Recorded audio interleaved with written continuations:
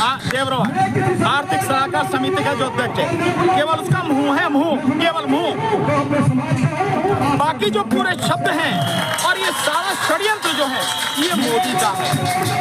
क्योंकि मोदी के रास्ते में सबसे बड़ी अड़चन का अगर कोई है तो वो है भारत का संविधान, जिसकी वजह से चाहकर भी बहुत से काम वो नहीं कर पा रहा। हिंदू राष्ट्र की स्थापना के लिए जो वो करना चाहता है, जिस तरह का माहौल यहाँ बनाना चाहता है, उसके रास्ते में ये संविधान आड़े आता है। इसलिए इस संविधान को खत्म करने की बात चल रही है। और ये जिसकी बात आप कर रहे हो, देवव्रत रॉय जो है, ये आज नहीं करा, जिसने 1 साल पहले भी जून के महीने में पिछले साल 2022 में बात कही थी। अब तो बाकायदा इसने लेख लिखा है, कहा तो उसने पहले भी था, अब तो लेख लिखा है। दूसरी बात, केवल ये बात नहीं, आप ये भी देखें कि 12 अगस्त 2022 का इलाहाबाद यानी प्रयागराज से छपने वाला जो दैनिक भास्कर है, उसमें बाकायदा जो संविधान ये बनाने की बात करें, उसके 60 पेज का मसौदा उन्होंने बताया कि हमने 60 पेज तैयार कर लिया और मुख्य बातें उस अखबार के फ्रंट पेज पर छपी थी, जिसमें कहा गया था कि जो संविधान होगा मनुस्मृति पर आधारित होगा। जो संविधान होगा उस संविधान में हिंदुओं को, बौद्धों को, जैनों को और सिखों को, इनको अधिकार होंगे नागरिकता के, बाकी किसी को अधिकार नहीं होगा। तो पारसी कहाँ जाएंगे, तो ईसाई कहाँ जाएंगे, तो मुसलमान कहाँ जाएंगे? यानी पारसी, ईसाई, मुसलमान, इनके अधिकार तो पहले खत्म कर दिया उन्होंने उनके संविधान के हिसाब से। और कह रहे हैं देश की राजधानी दिल्ली नहीं, यहाँ से उठा के वो वहाँ ले जाएंगे बनारस में, वहाँ बनेगी उनकी जो राजधानी है। तो ये जो षड्यंत्र है ये बहुत समय से लगातार चल रहा है। और इस षड्यंत्र को अगर आप देखो तो बहुत पीछे चले जाओगे। सन 2000-2001 में जस्टिस वेंकट चली या सुप्रीम कोर्ट के जस्टिस, उनके नेतृत्व में संविधान समीक्षा समिति बनाई थी उसकी अटल बिहारी वाजपेयी की सरकार में। तो ये बहुत पहले से आरएसएस के लोग हैं ना, ये बहुत पहले से संविधान को खत्म करना चाहते हैं। इसलिए ये जो सारी चीजें इनको हल्के में नहीं लेना चाहिए। ये एक बड़ा घिनौना षड्यंत्र है। ये पहले कभी इससे कभी उससे ऐसे लोगों से कहलवाते हैं और जब माहौल बन जाता है उसके बाद में ये सारे काम करते हैं। तो बड़ी गंभीर समस्या है ये, देश की जनता के सामने बड़ा बहुत ही महत्वपूर्ण सवाल है। देश की जनता को इसे समझना पड़ेगा और इसका जवाब देना पड़ेगा, और जवाब भी माकूल देना पड़ेगा, सड़क पर उतर कर जवाब देना पड़ेगा। तो क्या सर, जो नया संविधान बनाने की ये बातें हो रही है, क्या बहुजन समाज के लोगों को भी उसमें वोट के अधिकार, शिक्षा के अधिकार होंगे क्या? बहुजन समाज के लोगों को कैसे मिलेगा? कौन है Bahujan Samaj? SC, ST, OBC, यही लोग हैं ना बहुजन समाज में।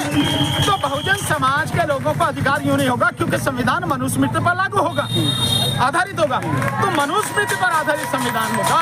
तो मनुस्मृति तो कहती है कि ब्राह्मण, क्षत्रिय, वैश्य और शूद्र, तो ब्राह्मण, क्षत्रिय, वैश्य इनका काम है सब कुछ इनके हाथ में रहे, और शूद्र यानी SC, ST, OBC आज की तारीख में जो है वो सारे के सारे शूद्र हैं। तो शूद्रों का काम है कि ये जो ऊपर के 3 है इनकी सेवा करना। तो उन्हें तो वैसे अधिकार नहीं है, ना उन्हें शिक्षा का अधिकार है, ना उन्हें रोजगार का अधिकार है, केवल उनकी सेवा करने का अधिकार है। अगर वो कमाए तो उस पर भी उन्हीं का अधिकार है। शूद्र अगर कमाता है तो उस पर भी उन्हीं का अधिकार है, मनुस्मृति कहती है। और इसके अलावा देश की जो महिलाएं, तमाम महिलाएं, यहाँ तक कि इनकी ब्राह्मण, क्षत्रिय और वैश्य, इनकी अपनी माँ, बहन, बेटियां भी जो, वो भी शूद्र में ही आती है। ये स्थिति है, यानी देश की आधी आबादी महिलाओं के सीधे सीधे शूद्र, और बाकी इसके अलावा SC, ST, OBC वो भी शूद्र, और मनुस्मृति में इनको कोई अधिकार नहीं है। तो इन्होंने साफ कर दिया, लोगों को जो जानते हैं उन्हें पता है कि इसका मतलब क्या है, जो नहीं जानते वो बेचारे धोखे में रह जाएंगे। तो जानना सीधा ये है कि मुसलमानों के, ईसाइयों के और उनके पारसियों के, उनके अधिकार तो सीधे सीधे कह के खत्म कर रहे हैं, और बाकी रहे शूद्र इनके, इन सब के SC, ST, OBC के जो अधिकार हैं वो इसलिए खत्म हो जाएंगे क्योंकि मनुस्मृति पर आधारित संविधान, तो अधिकार बचेगा नहीं किसी का। और इस पूरे मामले में सरकार ने अपने आप को अलग कर लिया कि उनका निजी है ये जो भी। अगर वो निजी है तो उसको निकाल के बाहर करो ना कि निजी आदमी सारा क्यों बोल रहा है इस तरह से? निजी आदमी देश के संविधान के विषय में कैसे बोला? और वो निजी नहीं हो सकता। वो देश के प्रधानमंत्री की आर्थिक सलाहकार समिति का अध्यक्ष, निजी कैसे हो गया वो? तो फिर सरकार क्यों अलग कर रही है? विरोध सरकार इसलिए अलग कर रही है कि विरोध होने लगा, सरकार को समझ में आ गया कि विरोध हो रहा, और विरोध तो अभी होगा। हम लोग बाकायदा प्रेस कॉन्फ्रेंस करके, हम सारे साथी प्रेस कॉन्फ्रेंस करके जंतर मंतर पर मोदी का पुतला फूकेंगे। अभी ये सारी चीजें होंगी, ये सब कुछ होगा, तो विरोध तो अब होगा शुरू। जो सोच रही है सरकार की अलग कर लेगी, अलग नहीं करना है। अलग अगर आप कर रहे हैं तो ऐसे लोगों को निकाल के बाहर करो।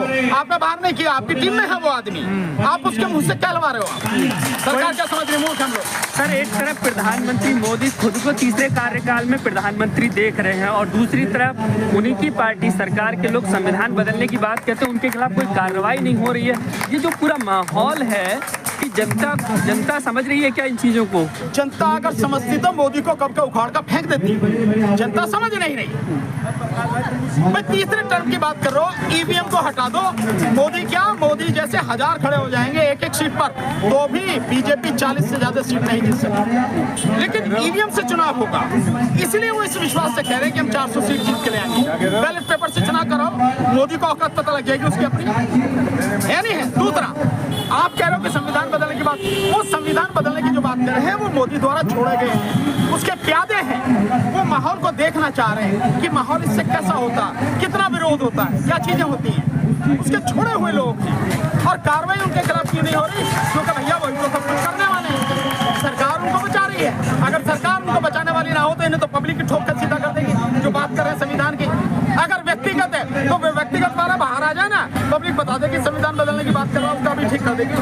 तो ये पहले आदमी थोड़ा बीजेपी के नेता को कहते रहे ना, निश्चित रूप से कहते रहे। वो तो मैं पहले भी कह रहा हूँ कि ये एक माहौल बनाने की कोशिश करते हैं, एक व्यक्ति नहीं है। तो ये व्यक्तिगत किसी का विचार नहीं है, ये मोदी का विचार है, सरकार का विचार है और सबसे ऊपर ये आरएसएस का विचार है इसको संविधान को बदलने की। क्योंकि ये संविधान इनके रास्ते में सबसे बड़ी बाधा, रोड़ा है इनके रास्ते का। जी तो खुद संविधान की तारीफ करते कि चाय बेचने वाला अगर बन सकता संविधान की बदले प्रधानमंत्री। मोदी की बात कहेगा कुछ और करेगा कुछ।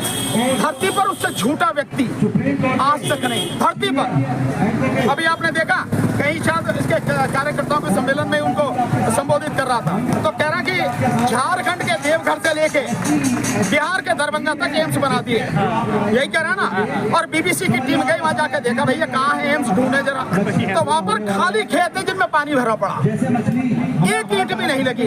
ये तो मोदी का चरित्र है। पर उसके विषय में कहना क्या, मैं तो पहले से कह रहा हूँ कि जिस समय से उठता है, जिस समय तक सोता है, सपने में भी और जागते भी झूठ के अलावा उस पर कुछ आता ही नहीं। दूसरी बात, झूठ किस तरह से बोलते हैं, इनका ही जेपी नड्डा राष्ट्रीय अध्यक्ष है, वो कह रहा था कि मदुरई में, तमिलनाडु में, मदुरई में एम्स जो बनना 95% बनकर तैयार हो गया।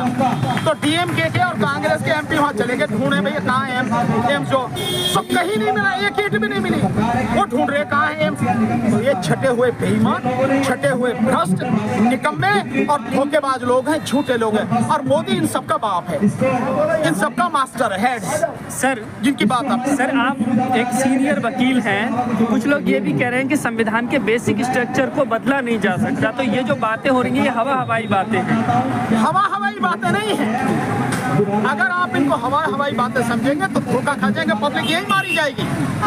इनके मुंह से निकला हुआ शब्द बेवजह नहीं है। मैं इसको उदाहरण से समझाता हूँ, आपको समझ में आ जाएगी। जब कृषि कानून लेकर आए, कृषि कानून के दौरान 2016 के आसपास की देखें आप, जो जब ये सब शुरू हुआ और एक अमेरिका, अब तो रिपोर्ट आ रही है, अब तो आपने देखा होगा जबरदस्त रिपोर्ट आई, खुलासा हुआ कि किस तरह से मोदी ने धोखा दिया लोगों को और किस तरह से कमेटी बनाई गई। और उस कमेटी में कौन था, एक एनआरआई मराठे जिसका नाम था, वो अमेरिका में बिजनेस करता है, एक कंपनी उसकी वहाँ एक यहाँ पे है, वो आया, नीति आयोग में बात करी और किसानों की जमीन छीनने का एक षड्यंत्र था जिसे किसान समझ गए, उन्होंने विरोध किया। लेकिन अगर आप देखें उससे पहले उन्होंने माहौल बनाया। यहाँ तक कि जो वित्त मंत्री आज है उन्होंने भी ये बात कहनी शुरू करी कि भाई ये जो माहौल, ये जो कृषि है, खेती है, इसको जो कैपिटल प्राइवेट करके इसको इसकी पैदावार बढ़ाई जाए। और कहा गया कि 2016 में शुरू किया था मोदी ने कि किसानों की आय दुगनी हो जाएगी। मोदी ने शुरू किया ना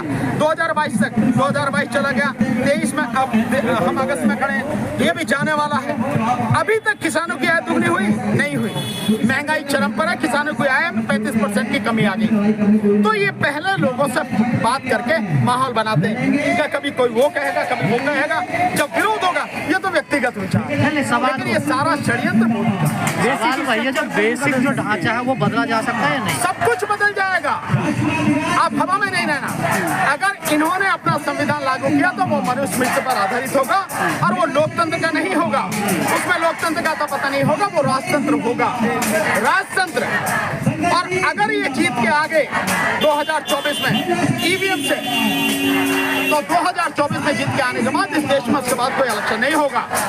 इस देश का संविधान खत्म होगा, मनुस्मृति पर आधारित संविधान होगा और उसमें लोकतंत्र की बात नहीं, राजतंत्र स्थापित होगा। मोदी अपने आप को राजा घोषित करेगा। और वो इसीलिए शेंगोल जो रखा गया वो राजतंत्र की निशानी है। लोकतंत्र के मंदिर में, संसद में राजतंत्र की निशानी की क्या जरूरत है? आप बताओ मुझे, कोई जरूरत है? वहाँ लोकतंत्र का चिन्ह होना चाहिए। लोकतंत्र का चिन्ह ना रखे, आप राजतंत्र का चिन्ह रखें। तो समझ में आ रहा है कि आपकी नीयत क्या है, आप क्या करना चाह रहे हैं। और अगर राजतंत्र स्थापित होगा तो इस देश की ये अदालत है ना, ये देख रहे हो सामने अदालत की ना, ये अदालतें, ये जजों के जो सारी ताकत है वो खत्म हो जाएगी, अदालतें बंद हो जाएंगी।